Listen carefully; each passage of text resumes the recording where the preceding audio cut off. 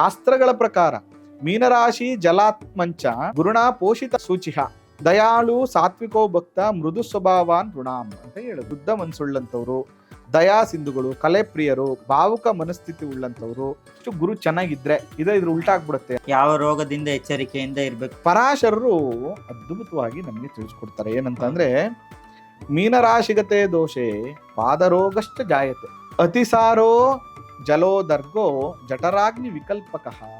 ಮನೋವಿಕಾರ ಆಗುವಂಥದ್ದು, ಕಿಡ್ನಿಗೆ ಸಂಬಂಧಪಟ್ಟಂತ ತೊಂದರೆ, ಶುಗರ್ ವೇರಿಯೇಷನ್ ಆಗುವಂಥದ್ದು, ಇದೆಲ್ಲ ಕೂಡ ಇವರು ಅನುಭವಿಸುವಂತ ಸಾಧ್ಯತೆಗಳು ಜಾಸ್ತಿ ಇರುತ್ತೆ. ಉದ್ಯೋಗ ಅಂತ ಬಂದಾಗ ಧಾರ್ಮಿಕ ಉಪದೇಶಗಳಾಗ್ಬೋದು, ಒಳ್ಳೆ ಗುರುಗಳಾಗ್ಬೋದು, ಒಬ್ರು ಒಳ್ಳೆ ಲಾಯರ್ ಆಗ್ಬೋದು, ಒಬ್ರು ಒಳ್ಳೆ ಜಡ್ಜ್ ಆಗ್ಬೋದು. ಇನ್ನು ಶುಭ ಸಂಖ್ಯೆ ಅಂತ ಬಂದ್ರೆ ನಂಬರ್ 3 ಇಸ್ ವೆರಿ ಬೆಸ್ಟ್. ಗುರುವಾರ ನೀರಲ್ಲಿ ನೆನೆಸಿದ ಕಡಲೆಕಾಳನ್ನ ಹಸುಕ್ ಕೊಡುವಂಥದ್ದು, ಗೋಸೇವೆ ಮಾಡುವಂತ ತುಂಬಾ ಒಳ್ಳೇದು.